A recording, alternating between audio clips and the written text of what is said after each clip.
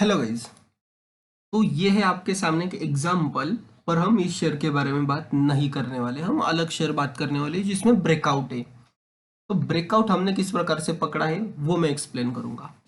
अब ये जो शेयर है ये है टाटा इन्वेस्ट। टाटा इन्वेस्ट आपने देखा कि एक बहुत ही जबरदस्त ब्रेकआउट दिया। 1400 रुपये वाला शेयर 2800 2900 जा गया 2-3 दिनों में।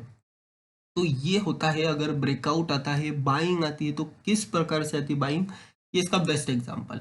अब ये ब्रेकआउट क्यों इंपॉर्टेंट था, क्योंकि यहाँ एक पैटर्न बना था। पैटर्न था, अगर आप ये एक बॉक्स लगाते हो यहाँ पे, बॉक्स पैटर्न का ब्रेकआउट। बॉक्स पैटर्न शेयर ने कितने दिनों तक कंसोलिडेशन किया, अक्टूबर से लेके अक्टूबर तक कंसोलिडेशन किया। ठीक है ना, पूरा 1 साल शेयर कंसोलिडेशन में रहा और 2 दिनों में इतना रिटर्न दे दिया कि आपको जो 1 साल जिसने होल्ड किया, ये 1 साल जिसने होल्ड किया उसको ये रिटर्न पूरे मिले होंगे। ये जो इतना पीरियड है इसको होल्ड किया होगा तो आपको इतने रिटर्न मिले। ठीक है ना, तो ऐसा एक शेयर मिला हमें जो है ये पैटर्न। देखो, अब ये पैटर्न में यहाँ बहुत सारे पैटर्न आ चुके हैं। इसमें हम बॉक्स भी लगा सकते हैं, एक ये पैटर्न भी लगा सकते हो। ये स्विंग ट्रेड क्यों दिया है मैंने, इसका लॉजिक समझ लो सबसे पहले। ये एक सेकेंड में लेना था ये इंडिकेटर। ठीक है, ये मैं टॉप्स और ये बॉटम्स, तो यहां से ये निकला है। ये पैटर्न का ब्रेकआउट किया, ब्रेकआउट के बाद ये रीटेस्ट है। देखो रीटेस्ट कितने बार किया, ऑलमोस्ट 4 बार। फिर ये ऊपर की तरफ चला गया, तो 4 बार रीटेस्ट किया है यहाँ पे ये लेवल में। तो ये एक अच्छी बात है, हो गई। ये कंफर्मेशन बोल रहा हूँ, ठीक है मैं। अब सेकंड बात, ये हम सब हटा देते हैं। दूसरी बात, अगर हम यहां से बॉक्स ड्रॉ करेंगे, ठीक है ना, यहां से हमने ये बॉक्स ड्रॉ किया, तो क्या हो रहा, बॉक्स पैटर्न का ब्रेकआउट हमें मिलने वाला है। ब्रेकआउट कब मिलेगा, ये लेवल के ऊपर, 2220 के ऊपर। 2220 के ऊपर जैसे ये शेयर निकलेगा, इसमें मूवमेंट आएगा और ये 2500 2700 3000 तक भी जा सकता है, कुछ नहीं बोल सकते। एक तो ये केमिकल कंपनी है, केमिकल कंपनी के जो ब्रेकआउट होते हैं वो बहुत स्ट्रांग होते हैं, और इस वजह से भी ये ब्रेकआउट आके इसमें ऊपर के लेवल हमें देखने मिल भी सकते हैं, क्योंकि ये बॉक्स पैटर्न का ब्रेकआउट है। उसके साथ साथ जो मैंने आपको ये पैटर्न बताया इसका भी ब्रेकआउट है, ये पैटर्न का भी ब्रेकआउट है। तो मल्टीपल ब्रेकआउट से हमारे पास क्यों इस शेयर को बाय करना है।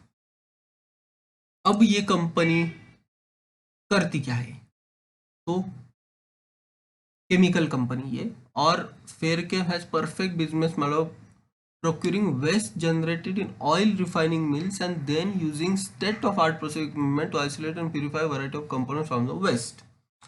तो स्पेशली केमिकल कंपनी कहेगी फेयरकेम ऑर्गेनिक्स, 2782 करोड़ की कंपनी 38 के पी पे ट्रेड कर रही है, जिसकी बुक वैल्यू 178 है।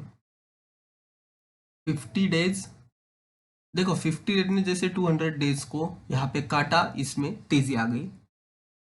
Expected to give good quarter, कौन से की है, 12 टाइम अपने बुक वैल्यू के ऊपर ट्रेड कर रहा है।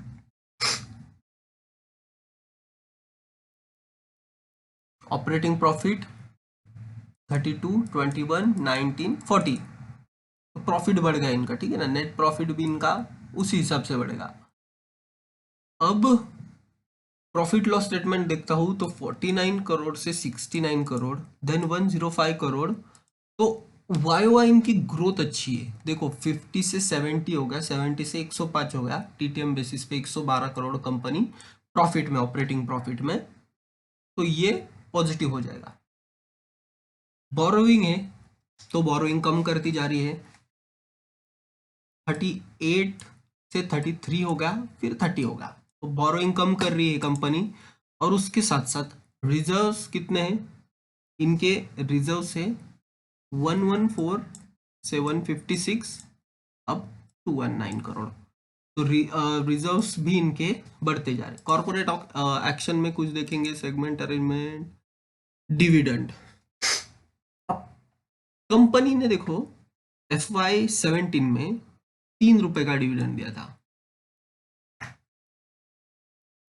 सॉरी FY21 में 3.5 रुपए का डिविडेंड दिया था, FY22 में 13 रुपए का डिविडेंड दिया फाइनल डिविडेंड। तो 3.5 रुपए से 13 रुपए डिविडेंड मिलना यह भी बहुत बड़ी बात होती है। और ये जो है अगस्त 2022 में demerger of Fairchem organics limited from Fairchem speciality limited, ये डीमर्जर होके जो कंपनी बनी है इसके रिजल्ट्स आपको मैंने दिखाए। तो यहाँ आप नजर रख सकते हो, प्रमोटर के पास अगर देखा जाए तो 58.88% है। हालांकि यहाँ मैं देखूँ तो ये नेगेटिव हो जाएगा, प्रमोटर ने अपनी हिस्सेदारी बेची है, बेच ही रहा है, 58.89 से 58.88 हो गया। यहाँ भी 0.01% हिस्सेदारी कम ही की है, बट यहाँ पे FIIs ने बाइंग की है। देखो FI 0.32% थे तो FIs ने बाई किया, DIs ने बाई किया। प्रमोटर ने कम करके FIIs और DIs ने बाई किया। यहाँ देखो FIs कितने थे 0.32, DIs थे 1.56, यहाँ हो गए 6.22, 5.32। अब यहाँ देखना हमें कि DIs में कौन है, हमारे LIC कुछ है क्या, IIFL स्पेशल अपॉर्चुनिटी फंड है जिसने 3.61% स्टेक बाई किया है इसमें। और FIs में देखें तो मैसाचुसेट्स इंस्टीट्यूट ऑफ टेक्नोलॉजी ने 3.22 and public sector pension bond ने 2.21%। तो ओवरऑल स्ट्रक्चर इस शेयर का काफी स्ट्रांग है, ये मैं आपको बार बार बोलूंगा, बहुत स्ट्रांग है। और अब जब ये ब्रेकआउट देगा तो ये ब्रेकआउट भी स्ट्रांग होगा, क्योंकि ये जो शेयर है इसका बीटा हाई है। बीटा हाई मतलब अगर देखो इंट्राडे में ये चलता है तो 2015 में ओपनिंग होने के बाद 25 मतलब 400-500 पॉइंट तो ये चल ही जाएगा, 400-500 पॉइंट चलेगा, अपर सर्किट पे भी लग सकता है, ये ब्रेकआउट में अपर सर्किट भी लग सकता है। तो इस पे आपको नजर रखनी है। ये जो ब्रेकआउट है टाटा इन्वेस्ट का, इसमें भी यही पैटर्न था ना, ये देखो ऐसा लगा दिया, ऐसा लगा दिया, फॉलिंग वेज का ब्रेकआउट, ये एक चल गया।